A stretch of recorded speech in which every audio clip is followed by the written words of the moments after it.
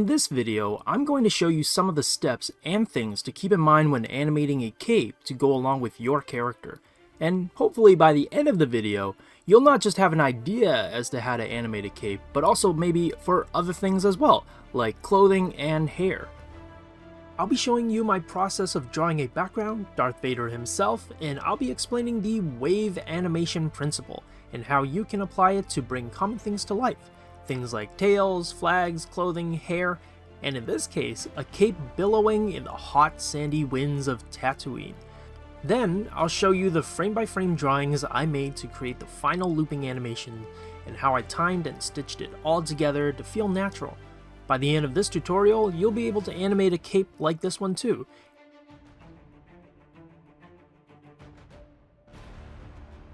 We are going to be animating Darth Vader's cape, as that was what was chosen on our community page. Actually, to be fair, I've never drawn Darth Vader. You are part of the Rebel Alliance and a traitor. Take it away! I think maybe I've tried like in high school, but his mask is just so hard that I don't think I've ever tried drawing Darth Vader. We're gonna draw Darth Vader walking over a sand dune. Because that's funny. Because it's Darth Vader. And we all know Darth Vader hates sand.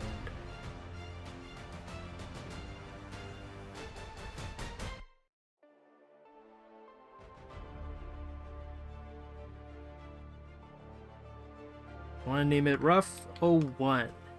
Because not too sure how many different renditions we'll need. So okay, so I want to make this like a looping animation. I don't need it to be too long. I want to say, to be safe, we'll do 40. I feel like 40 is always like a safe bet in terms of the amount of animation we'll need. We'll draw with a red, because I believe my onion skins are green and blue, yeah. Turn on onion skin. So this is a question that I've seen a couple of times, both in the chat and in the comments of our videos. But what are onion skins? Well, onion skins are a great animation tool for helping me see both past and upcoming frames in a different color, so I can better connect the current frame that I'm working on with the next one. So I'm just going to build out a silhouette of what I think he should look like, or how much space he should take up. But yeah, I'm animating in Krita. If you guys haven't heard about Krita or want to check it out, we do have like full videos on how to use Krita just for general purposes like painting, and then we also have Krita for animation. So a tutorial that I did breaking down what it's like to use Krita. We really only need the cape to move, so I think I can actually put in a pretty decent drawing of just him. So we're gonna call this Darth Vader body, maybe Darth Vader himself, and we're not going to use this as a frame. We're just going to have this as a stand-in image, but we're not going to draw the cape. So all I'm going to draw and spend some time on is the body and the head, and then once that's done, then we'll start animating the cape, which again shouldn't be too long because it's just going to be a looping animation sequence. A question that I'm thinking about while I'm animating the cape is, how do you maintain the size of the cape? A good way to think about it is to think about the object being filled with sand. As the object or subject stretches and squashes, it needs to maintain a believable amount of its original volume, or else it breaks the illusion of animation, and your animation will end up looking a little bit wonky.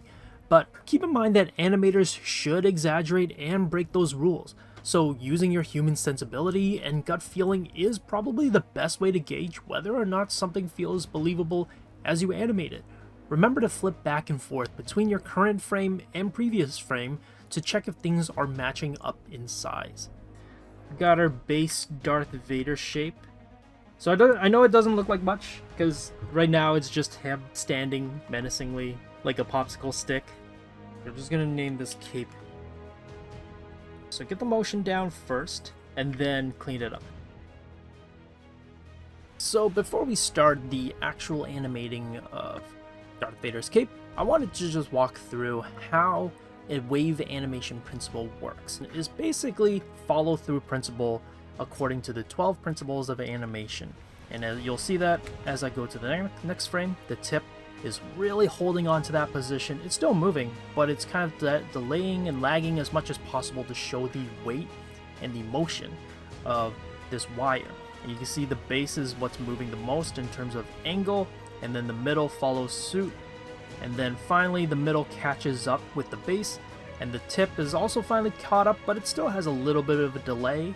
So here I'm easing into the final motion before the base starts moving again, and the middle is now delaying, and the tip is definitely delaying. It's still pointing in the opposite direction that the base is moving in, but then as the base continues moving on, the middle finally catches up, and the tip is still delayed to really show the weight of the movement. And then finally, middle catches up, tip catches up, but it's delayed. It's moving in the right angle now, but it's now still delayed, holding on to that same position. And you can see, I keep following that principle and mindset as I animate this. Now, I kind of settled it back in place. It's not the cleanest, but it was just to quickly show you how it works. So, and play it so you can see it. And yeah, you can kind of see that this would probably work really well for maybe something like a tail for an animal, to understand how fast or how slow the object will be moving, the base, where is it connected, to know what is going to be guiding and leading the object, as well as what part is going to be moving the least versus what's going to be moving the most. And then the last thing is direction that it's moving in. Have an idea as to where you want the object to be moving in, kind of lively and natural.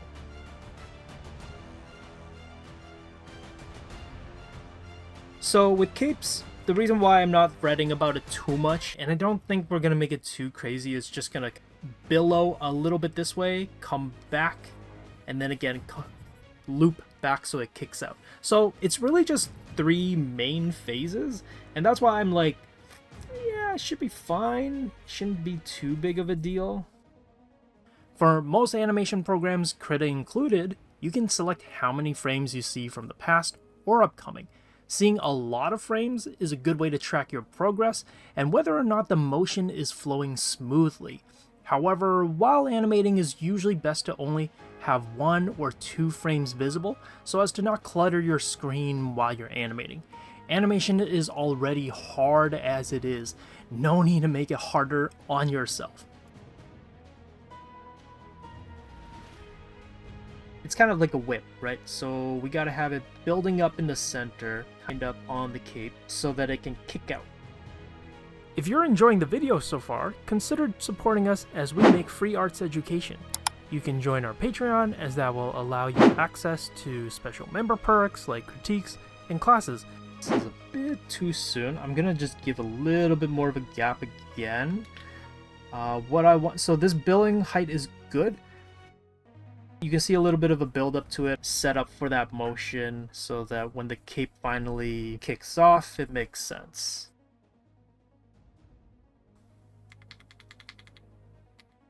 Okay, that's not too bad. That's pretty good. Actually, you know what, let's play it. Let's just see how it looks. Oh wait, that's actually perfect. Wait, what? It's perfect. Wait, it's good. I'm not saying the animation's perfect. The timing of what I wanted is what I was expecting. By the way, for this sequence, I'm not using the pose-to-pose approach, since that approach is great for things that are unpredictable and that can be blocked in down the line on the animation timeline. So, like if I were to animate an arm waving back and forth.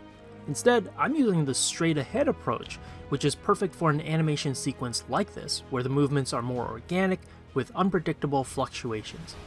This approach means I'm drawing each frame in sequence, instead of planning the final position of the cape, then the halfway point, and then each in between, which could result in the movement feeling stiff, unnatural, and robotic.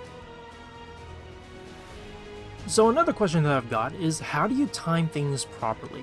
In terms of frames, I am animating on 2, so every 2 frames. We don't really need any in-betweens, and because I'm using the straight-ahead approach, I am technically already drawing the in-betweens and breakdowns. Every now and then, while I'm drawing in the frames, I'll check how it's playing. I'll keep an eye on timing, flow, and proportions. If anything in my drawing looks off, I'll make the proper adjustments to the drawing itself. If the timing feels off, then I'll either add in an extra frame in the timeline or take one out. We'll see how smoothly it plays when I'm done, and we adjust accordingly. This process basically repeats itself until the animation is done. Future Josh speaking, and the reason why future me is currently talking is because I want to actually show how I managed to loop the animation. So what I'm going to do is mark actually what the first frame is, because that's going to be crucial. And I believe this is maybe where the stream ended. So I'm going to mark it with a yellow frame. So this is the original animation. And what I did, I spent a little bit more time after stream so that I could loop it back to the beginning. This is what the animation looks like, and you can see that it's kind of at an endless loop. It kind of works, and the reason why it works is because the last frame, frame 45, is kind of like a lead up to back to the first frame. So if I pause it, if you take a look at frame 45, it is not exactly identical, but it leads back to the first frame. They are very, very close to each other, and so it allows the viewer to ease back into the first frame, and therefore it kind of reads as an endless loop in terms of the animation and how it ends up running. I'm gonna duplicate and redo the cape, and I'm going to delete these frames. I'm crying a little bit on the inside. So what I would do is I would duplicate. So hold down Control on Krita, hold down Control, click and drag the first frame, and I'm going to put it on the last frame on my timeline. And on this file, the last frame is frame 46. So I'm going to put it there. And what I'm going to do is I'm going to turn on my onion skin.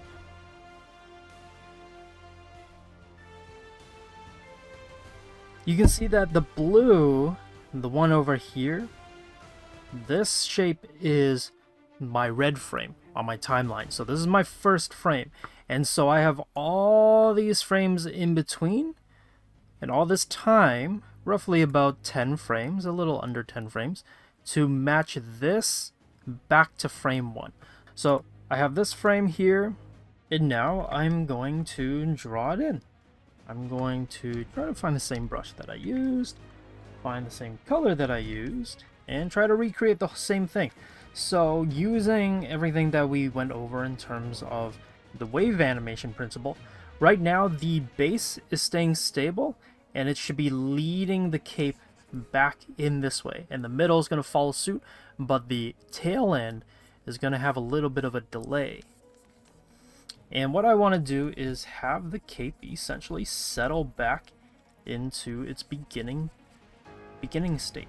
Make it look and feel as close as I can get it to feeling like it's going to ease back into the first frame. And you can see, like, I'm keeping an eye kind of roughly on the timeline, so I know how much and how many frames I have left to aim it back into the sequence.